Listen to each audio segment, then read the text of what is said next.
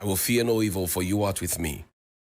Thy rod and thy staff, they comfort me. Thou preparest a table before me in the presence of my enemies. You anoint my head with oil. My cup runneth over, and surely goodness and mercy shall follow me all the days of my life. And I will dwell in the house of the Lord forever and ever. Amen. Assalamu alaikum. It's Thursday. Welcome to Johnny's Bite. This morning, I am going to do a few throwback videos on a conversation about jobs. Because this morning, on the front page of the Ghanaian Times, we are not being told about nurses. We are being told about teachers. 10,000 certified teachers, they are leaving to go and work abroad. 10,000 of them are leaving to go and work abroad. We'll discuss this. You remember I showed you something from the airport and told you how nurses were leaving and how the Registered Nurses and Midwives Association boss, Perpetual, was worried about. And I keep telling you how the young people of this country are leaving. And I keep asking the question, what is America doing for our young people? That's why they are leaving. What is UK doing for young people? That's why they are leaving. What is Canada doing for young people? That's why they are leaving. France, you can add the countries. And then you mirror that to those who have run away from the country, who are so blinded by partisan politics that they will sit there and try to describe for us what is happening here, what situation we find ourselves in. Now, yesterday, I made a comment about the Bank of Ghana. And I insisted that it was not in the place of the head of security. And I'm told he's not happy that I said he's a security man. You have to be a security man to be the head of the department. I am a media man. Somebody is a businessman. Somebody is a teacher man, as the Rasta people will say. So it was not a mark of disrespect or with malice. It's the head of security. And I said it was not in the place of the head of security to go out there to receive the petition. Dr. Dufour has just confirmed what I did. He's a former governor of the Bank of Ghana.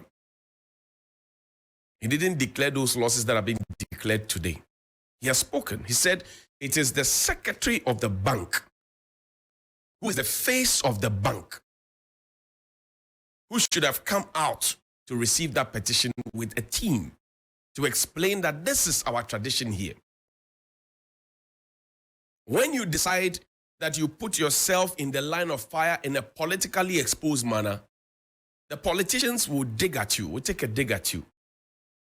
So you have Honorable Sam George call a whole wing commander a watchman.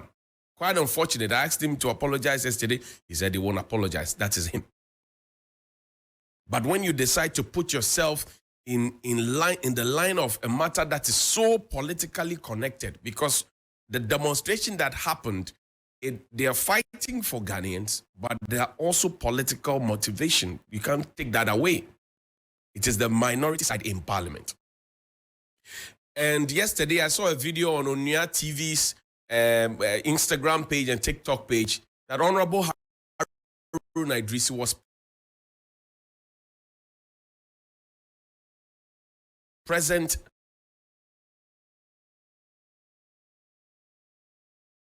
He was present at the demonstration. I was expecting that the secretary and the team be there to see the minority, the leaders of the protest, because the secretary is the face of the bank, and secretary will explain to them, I'm here to receive this on behalf of the governors. I'm the secretary. That's our tradition. That would have calmed them down. But for them to meet head of a security, it's a security issue. It's very important. Security is so important in any environment, and so is the central bank. But this particular issue is a petition. What's a petition? Communication. Right. A petition is what? A formal written request asking you to do something, isn't it? So how do you bring in head of security to deal with the communication issue? That was Dr. Dufour. He's a former governor of the Bank of Ghana, former finance minister. But he had hoped to be the flag bearer of the NDC, but it didn't happen. Now, the governor of the Bank of Ghana has reported to have said that the members of parliament had many avenues, or they knew the avenues that they could have used to channel their grievances to the central bank and to him particularly, but they decided to choose the way of demonstrations like hooligans on the streets. So if the governor of the Bank of Ghana, I'm hoping he didn't say that, but if the governor of the Bank of Ghana had said that, it means that then he was likening the honorable members of parliament, including the leadership, including PhD holders, etc., right? Including PhD holders, that he was likening them to hooligans on the streets. Now, yesterday, Sam George was here in this studio and told us that the Bank of Ghana governor had been invited up to some 14 times or so, and he has only responded to the call 2 times, and that in most of the cases, it was his deputies that appeared before the committee in parliament. So exactly what was the governor of the Bank of Ghana saying? And I'm saying if he indeed said that and likened the members of parliament to hooligans, it's quite disrespectful, very, very disrespectful. Very, very disrespectful to begin with. Some say, oh, he's drawing the inspiration from those who suggested him for appointment and all of that, and those who he engages on a daily basis to do his work at the Bank of Ghana, and that he will not resign. In other jurisdictions and in other central banks, as is the tradition, as Dr. Dufour said, as is the tradition, the secretary of the bank is the face of the bank, etc., and all of that. And if anybody supervises such huge losses, if I were him, I would have resigned a long time ago. Because for my name to be, I love my name, for my name to be dragged, I'm not too sure I will do that. So let the governor of the Bank of Ghana know that is first of all a servant, an employee of the people. And the minority side represents half of the people of Ghana. Because if you check the electoral record, the NDC will have some 6 million votes as of the last election. The NPP will have some 6 million of the total votes. So that's half-half. And then there's those in the middle who will always tilt the pendulum in whoever's favor. So the governor of the Bank of Ghana should know that if he said that the members of parliament and the civil society organizations, or the doctors, or the lawyers, or the engineers, or the students, or the ordinary Ghanaians of the Republic who went on that walk, he likened them to hooligans on the streets. It has a ripple effect.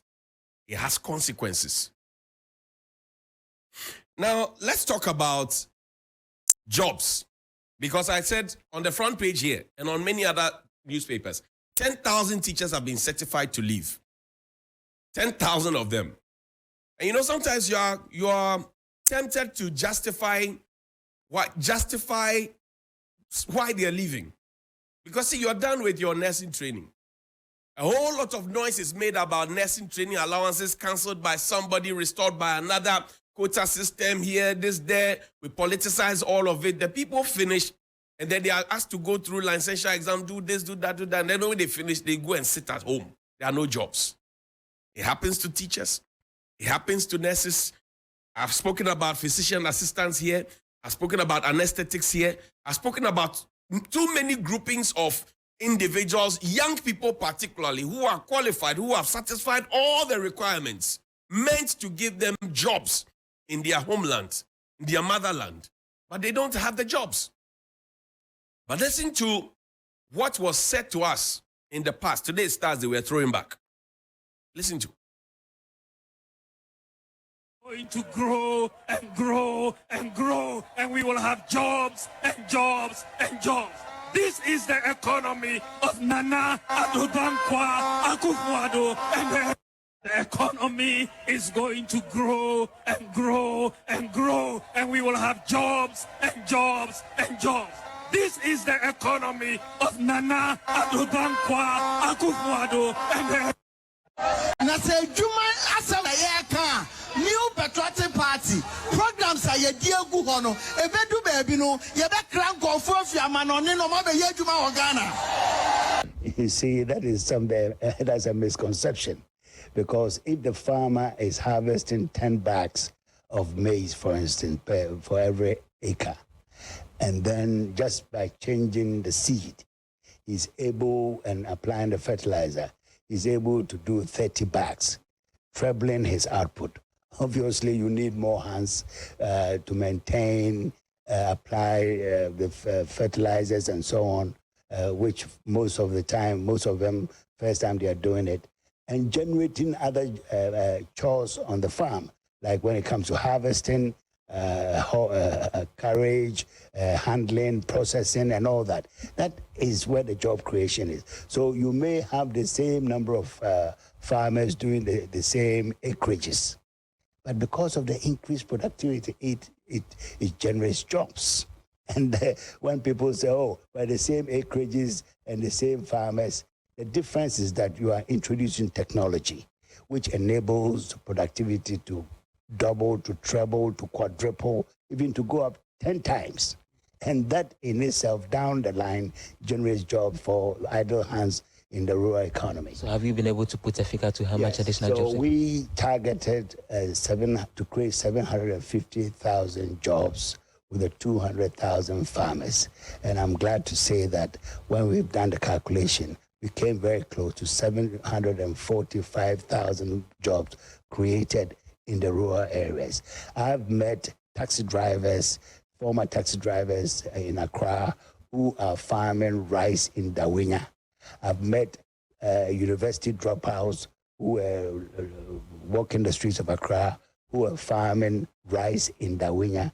I mean, and I can give you many, many examples like that, which really confirms what we are saying, that agriculture is taking a totally different outlook.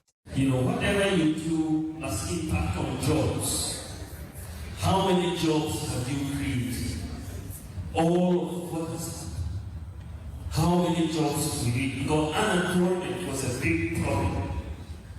I'm happy to see that the date, and I mean hard date, shows that in the last 6 years we have created 2.1 million jobs. 2.1 million jobs. We have recruited nurses.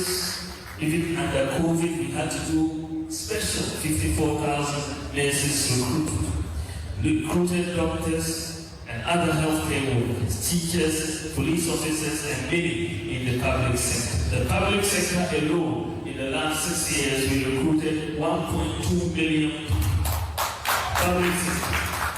The state data shows that in the private sector, we recruited 975,000. The two makes 2.1 million. The records, ladies and gentlemen, that are available show that notwithstanding the challenges, our government has created more jobs than any other government since the war.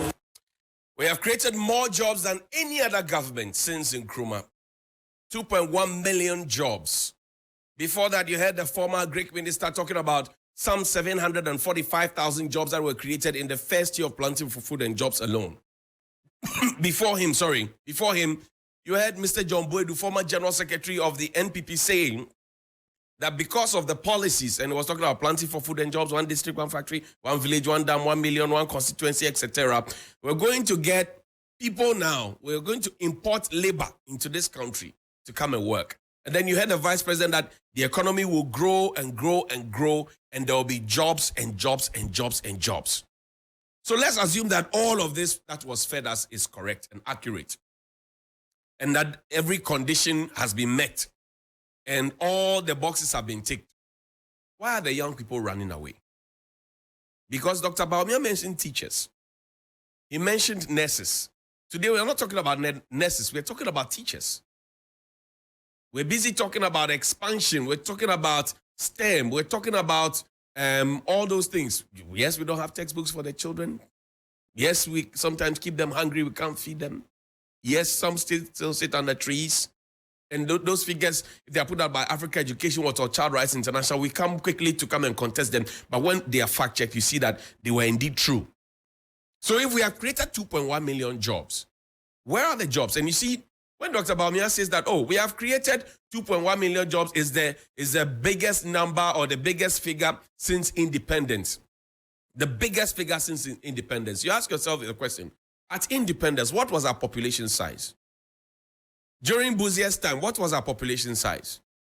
During President Akufo-Addo's father's time, what was the population size?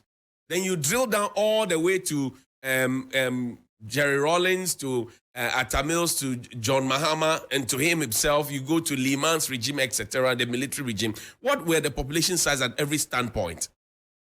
And then you ask yourself that if you, for example, generate 2 million jobs, as you claim, with a population of about 30 million, what percentage would that represent? And if at the beginning of things we had just about 10 million people, 5 million, 7 million people, and jobs were created maybe 1 million, what percentage does that represent? Because the 10% of 100 is not the same as 10% of 200. There's a difference. There's a difference. A big difference. If the jobs are there, why are the people running away? And Dr. Afriyie Akoto said that the NPP is not in a good place. The morale in the party is very low. The party is not in a good place to break the 8. He was the same one who was telling us that the opportunities are being created for young people. And now he says that the morale in the party is low and that the NPP is not in a good place to break the 8. And the quote is there with, it says, it is clear to me that morale is very low. The expectations of our activists around the country for a far better life has not been realized. So the NPP is not in a good place to contest to retain power next year. Dr. Afriyie Akoto said in an interview, he said, I have very clear understanding, but he said the expectations of the people for a better life has not been realized. A few months ago when he came and I interviewed him, he disagreed with this point I raised. A few months down the line, when the showdown is happening and money is going left, right, center, and he's advising people not to be swayed by money, because if money were not going left, right, center, he wouldn't have cause to say those things. He is now agreeing with what I said. So was he saying it because he was in government at the time and he was serving as a cabinet minister? And is he saying it now, agreeing with what I said, which resonates with the masses, so to win the votes of the delegates on November 4, Ajana 1, Ajana 2? I'll play my last video for you. Play Chairman Wuntumi's video for me. And Chairman Wuntumi is the Ashanti Regional Secretary of the NPP. It is the regional chairman, of the NPP, in the stronghold of the NPP. He put out information yesterday, which I think the Ghana Police Service must be interested, because since my colleague Ahmed Swale was gruesomely murdered, we have not concluded that matter. And yet when we talk about press freedom, the government says, shut up, there's press freedom. Ahmed Swale was murdered in cold blood, even when he was under witness protection in this country, under a human rights lawyer. The Ghana police has not concluded it. The Ghana police has not invited Kennedy Ejapong, who wants to be president. Now, Chairman Wuntumi says, if you threaten me again, I will let the police arrest you because of you said the similar things about Ahmed Swale and others, and they are dead. Who are the others that Mr. Kennedy Ejapong spoke about who are dead? What does Wuntumi know? The police must invite him to come and say. Did they conspire to kill? Have they killed? We need to bring closure to the matter. Listen to the video. Have a good morning. Onyankopon before dia mame Onyankopon ni nipa nimu yi ena mi soai se minka bibia fantia wo ana minka bibia so fantia NPP ade bia meye ya yi bia ne se meye ade a ebeye nkoso e de aba